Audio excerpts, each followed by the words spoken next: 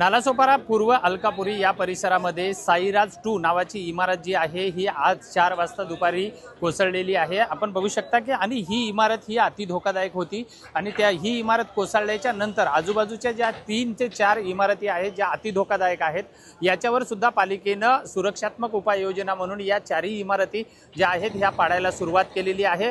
आपण बघू शकता की सुदैवाने या घटनेमध्ये मात्र कोणतीही जीवितहानी झालेली नाहीये, कारण काल ही इमारत कलंडली होती, त्यामुळे महापालिका प्रशासनाने त्यामधले सर्व 30 कुटुंब जे होते हे बाहेर काढलेले होते आणि त्यामुळे आजच्या दुर्घटनेमध्ये कोणतीही दुर्घटना झालेली नाहीये। माझ्यासोबत स्वतः अतिरिक्त आयुक्त दीपक सावंत आहेत। सर, काय सांगणार एकंदरीत कशा पद्धतीची कारवाई आहे आणि काय दुर्घटना आहे? वसई विरार शहर महानगरपालिका क्षेत्रातील नालासोपारातील अलकापुरी या क्षेत्रातील रेल्वे स्टेशन लगत जे साईराज इमारत आहे ती यावर्षी आम्ही धोकादायक इमारतीचं सर्वेक्षण केलं होतं। त्यामध्ये ती C2B म्हणजे आहे त्या तिथे दुरुस्त करा अशा स्थितीचा अहवाल स्ट्रक्चरल ऑडिट आम्हाला प्राप्त झालं होतं। परंतु या इमारतीमधील ग्राउंड फ्लोअरला एक बेकरी होती, तिथं त्यांनी स्वतः काम करत होता अंतर्गत, त्यामुळे ती इमारत कमकुवत झाली आणि काल रात्री ज्यावेळेस आमचे सहाय्यक आयुक्त अश्विनी मोरे यांच्या लक्षात आलं त्यावेळेस आम्ही रात्रीची इमारत वॅकेट केली होती आणि सकाळी आम्ही तिथं स्ट्रक्चरल ऑडिटसुद्धा करायला पाठवलं होतं। परंतु दुपारी ही इमारत अजून कमकुवत झाली, आम्ही सर्व लोकांना बाहेर काढलं होतं, त्यामुळे कोणतीही जीवितहानी झाली नाही आणि ती इमारत कोलॅप्स झाली। आताची जी कारवाई आहे, किती इमारतीवर कारवाई आहे, किती रहिवाशांना आपण बाहेर काढलेलं आहे? आत्ताची जी इमारत आहे साईराज याच्यामध्ये 4 शॉप होते आणि 20 दुकानं होते।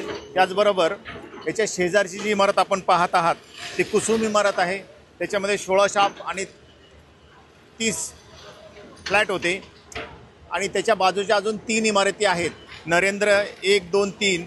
तर नरेंद्र 1 मध्ये 31 फ्लॅट होते आणि 2 शॉप होते। तसेच नरेंद्र माऊली ही दुसरी इमारत आहे, त्यामध्ये 33 फ्लॅट होते आणि 2 शॉप होते आणि नरेंद्र माऊली एक 3 नंबरची इमारत आहे, त्यामध्ये 13 फ्लॅट होते। असे एकूण 5 इमारतीमधली आपण धोका होऊ नये त्या इमारतीला म्हणून आपण ते खाली करून तोडक कारवाई चालू केलेली आहे।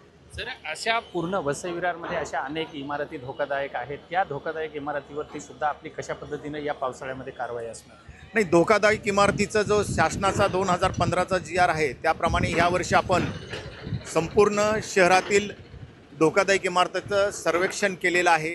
ज्या इमारतीचं 30 वर्षापेक्षा जास्त आयुर्मान आहे त्या सर्व इमारतींना नोटीस देऊन तुम्ही तुमचं स्ट्रक्चरल ऑडिट करून घ्यावा किंवा आपण नाही केलं तर महापालिका ती स्ट्रक्चरल ऑडिट करेल असं आपण सूचना केल्या होत्या।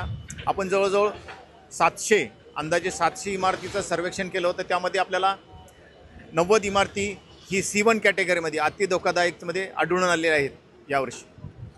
सर, जे आतमधले जे आता रहिवासी होते ह्या रहिवाशांची काय व्यवस्था केलेली आहे? आतमधील जे रहिवासी होते त्यांची इथे जवळच इथे जे स्थानिक आहेत प्रज्ञा पाटील त्यांनी त्यांचा हॉल उपलब्ध करून दिला होता। कालपासून त्यांची तिथे राहण्याची व्यवस्था केलेली आहे आणि पालिकेमार्फत त्यांची जेवणाची सुद्धा व्यवस्था केलेली आहे।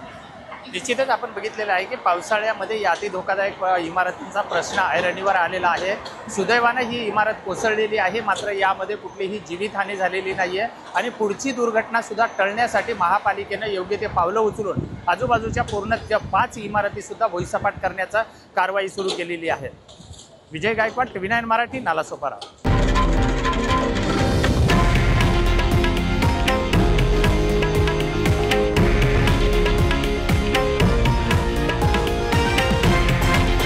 हे आहे देशातील नंबर 1 न्यूज नेटवर्क आणि आपण पाहत आहात TV9 मराठी, एकमेव।